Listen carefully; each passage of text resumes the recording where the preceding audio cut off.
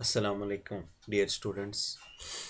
आज हमारा जो टॉपिक है वो है कल का ही जो हम आगे पढ़ेंगे। एंटरप्रेन्योर स्किल्स के रिलेटेड हमने कल पढ़ा था एंटरप्रेन्योर्स एंड सोसाइटी, जो कि मैंने कल एंटरप्रेन्योरशिप एंड सोसाइटी इसके रिलेटेड आपको डिस्क्रिप्शन दिया था कि कैसे एक एंटरप्रेन्योर का जो ताल्लुक होता है वो एक सोसाइटी के साथ होता है।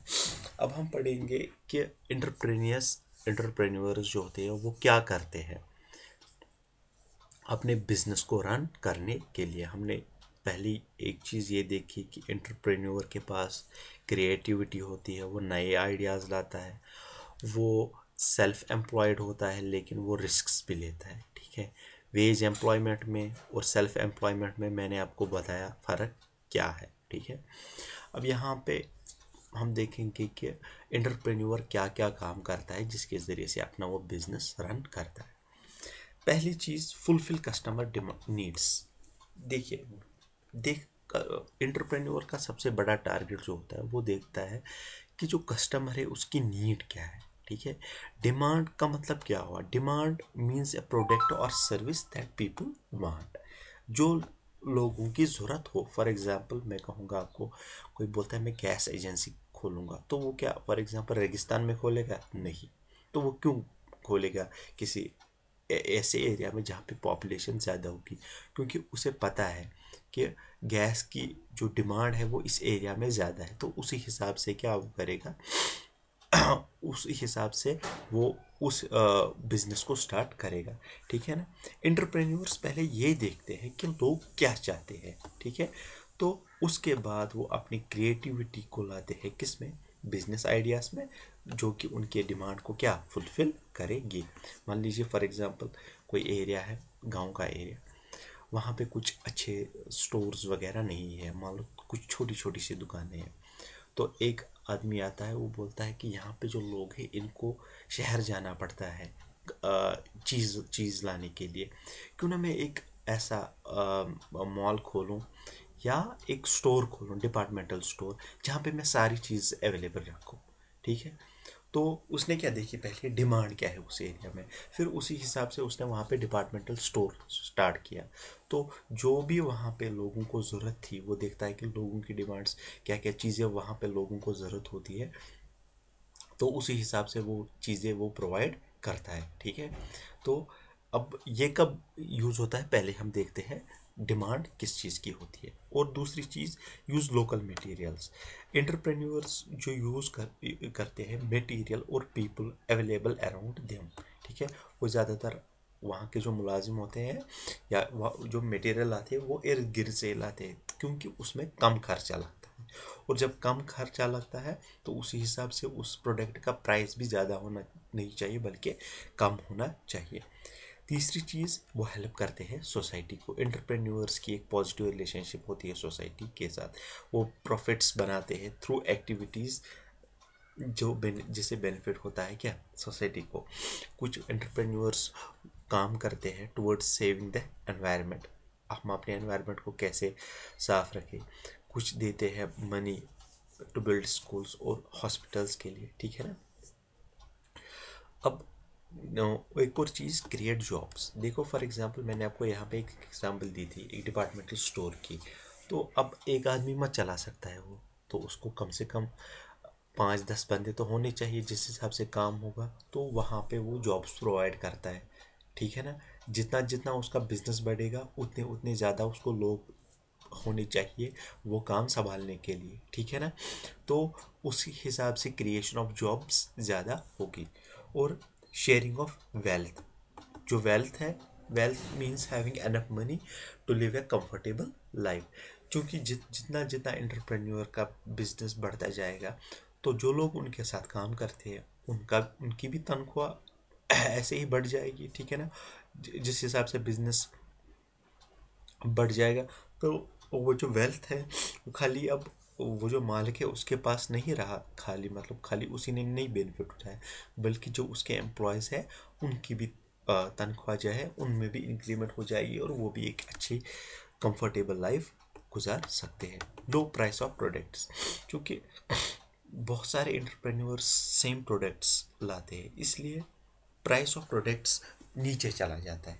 क्योंकि फॉर एग्जांपल मैं बताऊंगा आपको, मैं अगर कोई चीज़ 10 में बेचता हूँ, दूसरा 5 में बेचेगा, प्रोडक्ट सेम है, ठीक है, कंटेंट्स भी, जो मटेरियल है वो भी सेम है, तो आप कौन सा वाला प्रेफर करोगे?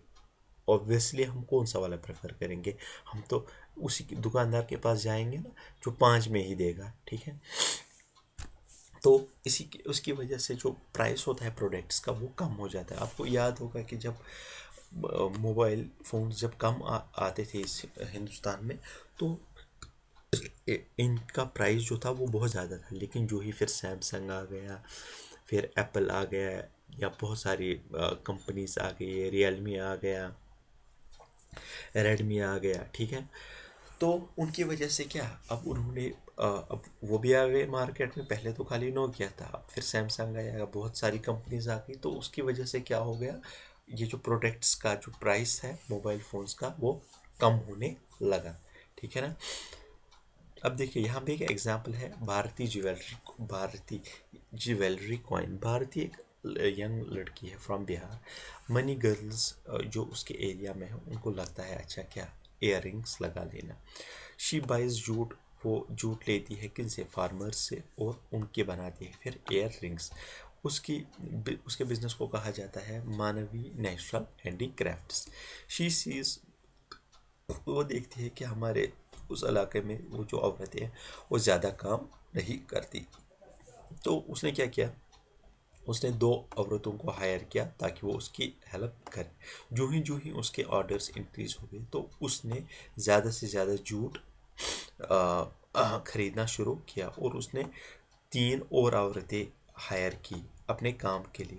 अब जो फार्मर है और वो जो औरत है जो उसने हायर की, वो क्या करती है, वो अब उसके लिए कमाती है, ठीक है ना। Work for her now earn more money, उनको भी ज़्यादा पैसे मिलते हैं। They are able to save money, वो पैसे बचाते हैं किसके लिए, फ्यूचर के लिए। अब देखिए यहाँ पे हम देखेंगे which demanded Bharti identify in her village. Bharti ने कौन सी डिमांड देखी अपने एरिया में, इसने देखा कि जो गर्ल्स है उस एरिया में उनको अच्छा लगता है ईयर रिंग्स लगा लेना। What is the local resource that Bharti use, इसने कौन सा लोकल रिसोर्स यूज किया, इसने जूट, वहाँ का मैंने कहा ना एंटरप्रेन्योर लोकल मटेरियल ही यूज़ करता है ज़्यादातर। How is Bharti helping her villagers grow, देखो उसको ऑप्शन बहुत एड भी आएगा, क्योंकि by buying jute from the local farmers who can now earn more money, ये अब किसानों से क्या जूट खरीदती है, जिसके ज़रिए से ये ज़्यादा पैसा कमाती है, वो भी पैसा कमाती है और ये भी पैसा कमाती है। और दूसरी एक चीज़, by providing jobs to local women. उसके बाद how was she creating more jobs, कैसे उसने बहुत सारे जॉब्स क्रिएट किए, ठीक है ना। पहले ही by providing jobs to local women, वहाँ की जो औरतें हैं उसको उन्होंने क्या दिया, उनको दिया इसने लोकल, उनको हायर किया और उनको जॉब प्रोवाइड की, ठीक है। तो देखिए कैसे एंटरप्रेन्योर फिर ग्रो करता है। अब हम इंशाल्लाह, अब देखिए यहाँ पे एक एक्सरसाइज भी है, entrepreneurs can create jobs in the market, ये ट्रू है। When many entrepreneurs sell mobile phones in a market the price of phones increase, वो डिक्रीज होता है। तो पहले को क्या आएगा ऑप्शन, पहले को आएगा ट्रू ऑप्शन, दूसरे को क्या आएगा, ये आएगा फॉल्स, क्योंकि जब बहुत सारे ऐसे करेंगे तो उसका प्राइस कम हो जाता है। Entrepreneurs identify need in the market and build a product and service for it, ये ट्रू है, ठीक है। अब हमारा क्या है इसमें, subjective question, list the ways in which an entrepreneur affects a society, वो मैंने बताया आपको ऊपर ही कि कैसे रिसोर्स शेयर करता है, प्रोडक्ट्स का प्राइस कम रखता है। अब हम इंशाल्लाह कल इसमें पढ़ेंगे qualities and functions of an entrepreneur, ठीक है, ये इंशाल्लाह हम कल पढ़ेंगे।